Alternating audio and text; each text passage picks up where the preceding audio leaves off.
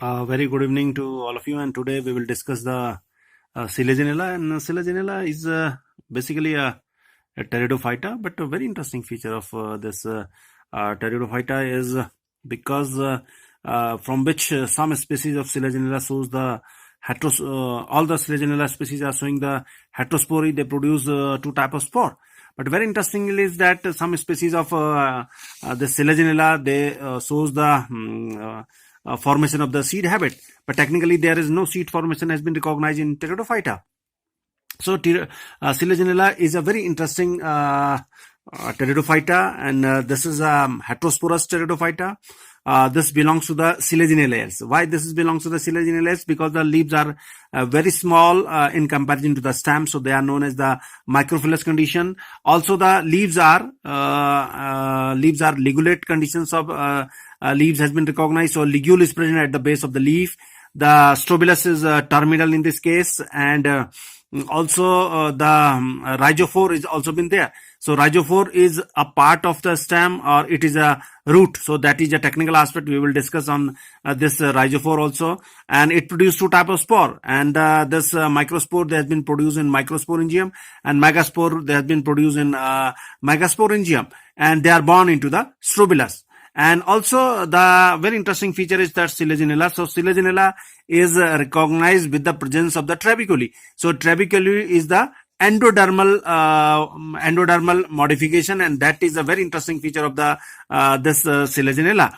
And once we are going into the this morphological aspects of Selaginella, and you can identify this figure, and these are the two species of Selaginella, Crazuana and Selaginoides. And just we are going to start with Selaginella. So Selaginella is belongs to the Selaginellales, and Selaginellales, and which Selaginella having the two genus, which one of them is known as the Selaginella, which is the living one, and another one is called the Selaginites. Selaginites is a fossil pteridophyta. The plant body is a sporophyta in this case, and this is consisting of root, stem, as well as the leaf. And some species is having the rhizophores also is there. There are another interesting point in this case is that there are two subgenus has been recognized of Selaginella. This is a homeophyllum as well as the heterophyllum. The homeophyllum is the erect and dichotomously branched plants which are isophilous leaves. So all the leaves are same in shape as well as the size. 50 species has been recognized. The very common species of homeophyllum is the Selaginella rupestris. The second one subgenus is called the heterophyllum. The heterophyllum is they are the prostrate, and dorsiventral stem is there. Erect branches are there. Irregular dorsal side is the smaller leaves, as well as the ventral are the larger leaves. So unequal leaves are there. Also, the difference between the homeophyllum as well as the heterophyllum is that in homeophyllum isophilous leaves is there. In heterophyllus the unequal leaves are there. And another one is that the homeophyllum are erect, and the prostrate condition has been recognized into the heterophyllum. So as we just discussing the point of morphological features of Selaginella, and this Selaginella which is having the two subgenus, and this the plant body is a sporophyta, which is a herbaceous one, which is a diploid body, and this is consisting of root, stem, as well as the leaves. But technically there are four parts in majority of the species. They are recognized with the four parts: root, stem, leaves, as well as the rhizophores. The roots are adventitious. They are endogenously and dichotomously branched. So this is a root, and the rhizophore has been recognized in some species. They are long, cylindrical, unbranched leaf, and they are showing the stem is a dichotomous one. Also they are arranged, they are founding their place into this is a rhizophore, and their rhizophore are situated at the stem, and they are dichotomous. They are long, cylindrical, unbranched leafless structure. And another one is that the stem. The stem is also been this is a very clear one. Stem is not recognizable in this case, as stem is surrounded by the leaves. So stem is erect in homeophyllum and prostrate in heterophyllum. The another part of the sporophyta is the leaves. The leaves are leaves of the Selaginella are microphyllous. So they are very small in comparison to the stem. So the stem is wholly covered by the leaves. They are sessile leaves. They are simple leaves. They are ovate to lanceolate shape is there. The ligule at the base, and also the all. There are two subgenus on the basis of the leaf. The all leaves are alike, or the equal leaves are there. So this is a homophyllum. The another one is that the two types of leaves are there. Unequal leaf condition has been there, and this is a two types of two subgenus has been recognized on the basis of the leaf. And another one is that if I'm just going to discuss the internal structure of the different parts, then you can find that this is a structure of the leaf, and this leaf you can recognize that how the margin is there. Margin is having some in unequal margin is there, and also this is ovate as well as the lanceolate shape is there. The midrib is very clear, ligule at the base, and this is a structure of leaf. There's a ventral side as well as the dorsal side. But very interesting, is the ligule is there. The lower part of the leaf is ligule is called the glossopodium, and this is another ligule is there. Ligule is into the ligule pet is also been there. And if you are just going to talk about the internal structure, so this is the internal structure of Selaginella, TS of root, and this TS of root is outermost layer is the epidermis, and then the hypodermis, then the cortex. So cortex is also been divided into two parts, hypodermis as well as the cortex. Then the endodermis, pericycle, phloem, protoxylem as well as the metaxylem is there. Then the another interesting part of this TS is the rhizophore. So rhizophore is again epidermis, then the hypodermis is there. Then the cortex is there, then the endodermis is there, then the pericycle, phloem as well as the metaxylem as well as the protoxylem is there. So this is the internal structure of root as well as the rhizophore. But very interesting one is that this is a stem anatomy. This is a TS of the stem, and this is a very interesting feature of Selaginella. As I just talked in the initial one is that the trabeculae is there. And this trabeculae is the, again, if you are just going to the detail aspect of anatomical features of this stem, the outermost layer is the epidermis, then the cortex is there.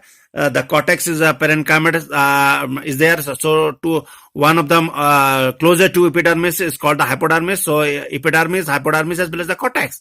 So another one is that there is a trabeculae is there. So these structure trabeculae, these are the elongation of endodermal cells, and these are Casparian bands in their on their literal wall. So this air space is there between the trabeculae, and there is a pericycle, and pericycle is having the xylem as well as the phloem. So phloem is there, protoxylem is there, metaxylem is there.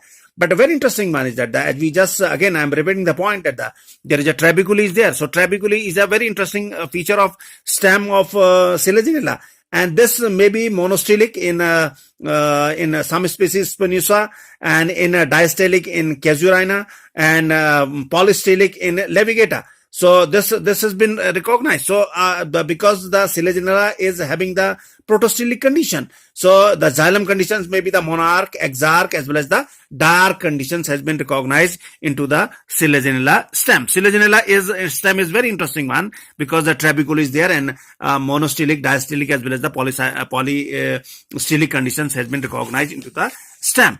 This is a structure of Selaginella leaf, and this structure is outermost layer is epidermis, and then the mesophyll cells are there, and also the lower epidermis. In between them, air space, mesophyll cells, and xylem and phloem is there. But very interesting one is that this epidermal cells is having the stomata. So empystomatic conditions has been recognized into the leaf of the Selaginella. But another interesting point which comes in your mind that as we just talk into the rhizophore. So rhizophore has been some of them botanists recognize that the morphological nature of a rhizophore, suggesting that this may be a root or this may be the stem. So first question comes in your mind that why this is a root. So this is a root or either the stem. This is a matter of the controversy. This is a matter of the discussion. So the von Tieckmann, Harvey, Lipson, and other workers, Sussex has clarified that they are root because they are geotrophic, and their structure is internally similar to the root, and also the oxygen transportation has also taken place into the rhizophore. But while the some of them has suggested that like the Buchmann and Bordel and Kusick consider that the rhizophores are the stem, because no root caps is there, no hairs is there, exogenous condition is there. Also, the in this case, under the uncontrolled experimental condition, the rhizophore cannot be introduced to grow into the shoot. So these are the point which suggests that these are the stem. So this is a matter of still point of discussion, you can say, and this after that we can say the rhizophores are the separate parts of the sporophyte of the Selaginella. But once we are talking into the life cycle pattern, so life cycle pattern, this life cycle pattern is going to start from this reproduction, and reproduction is of two type, vegetative type and reproduction by the spore. It can be vegetatively, it can be reproduced by tubers, bulbil, dormant bulbs, buds, as well as the fragmentation. So these are the vegetative mode by which it can be propagated again. And while we are talking about the reproduction by spore, so this is spore.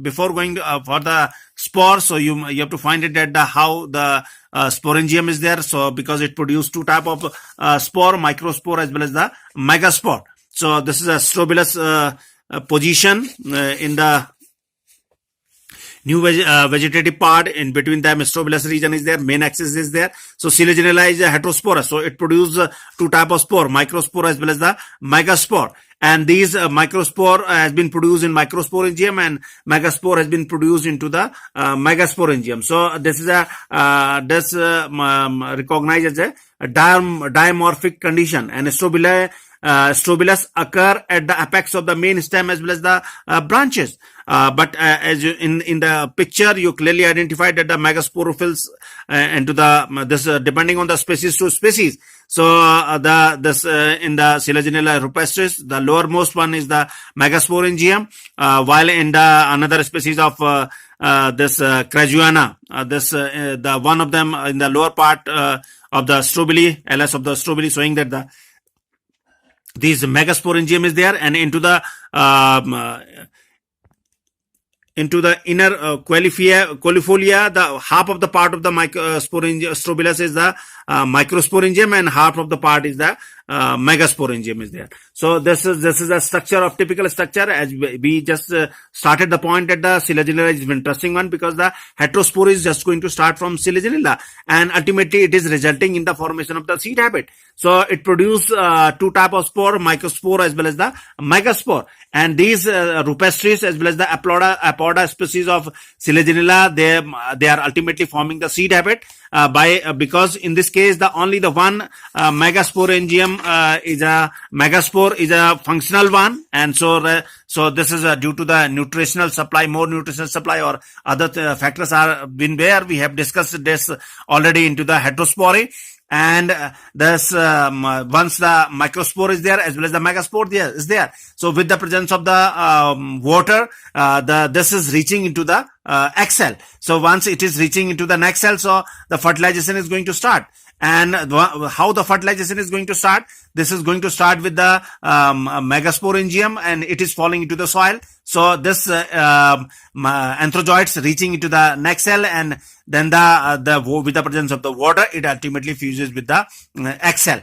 And once it is fusing with the egg cell, so diploid zygote formation has been there, and then the transfer division has taken place, and ultimately it is forming the embryo, and embryo is going to convert into the young sporophyta. This is a life cycle of schematic life cycle of Selaginella, and in this case you can identify Selaginella, which is a visible plant body, just sporophyta.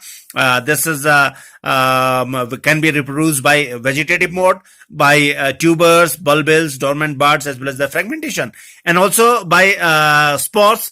So it is having the strobilus. Strobilus is having the megasporophyll as well as the microsporophyll. This separately having the megasporangium as well as the microsporangium. They produce the megaspore mother cell, SMCs. And ultimately these under the meiosis megaspores is there, and same into the microspores has been produced into the microspore mother cell, meiosis microspores has been there. So female gametophyta or the this XL is a X1 haploid generation, and megaspore, microspore is also been haploid. Haploid is there. So Archegonia as well as the Antheridia, they produce the XL as well as the anthrozoids after the fertilization process. The simultaneously with the presence of the water, it ultimately changing to the zygote, and zygote goes for the formation of transfer division, and embryonal cell has been formation has been there. Then the embryo is going to convert into the young sporophyta, and young sporophyta is representing the Selaginella. So point of interest is that it produce two type of spore. So this is a heterosporous one, and they can be reproduced by vegetative mode as well as the sexual reproduction through by the spores. So ultimately the male gametophyte as well as the female gametophyte egg is going to fuse with the anthrozoids. Fertilization, zygote, and zygote is to embryo, and embryo is developing into the young sporophyta. So this is a Selaginella, which is a very interesting aspects into the pteridophyta, and from which the ultimate result is the seed habit. So this is a very interesting feature of Selaginella. And again, if I'm just going to confine that, the Selaginella, how we can identify the Selaginella? The Selaginella can be identified with the microphyllous condition. Ligulate leaves is there. Terminal strobila is there. Rhizophores are there. They produce two type of spore, and also by the presence of the trabeculae, which is the formation of the endodermal cell. Thank you very much.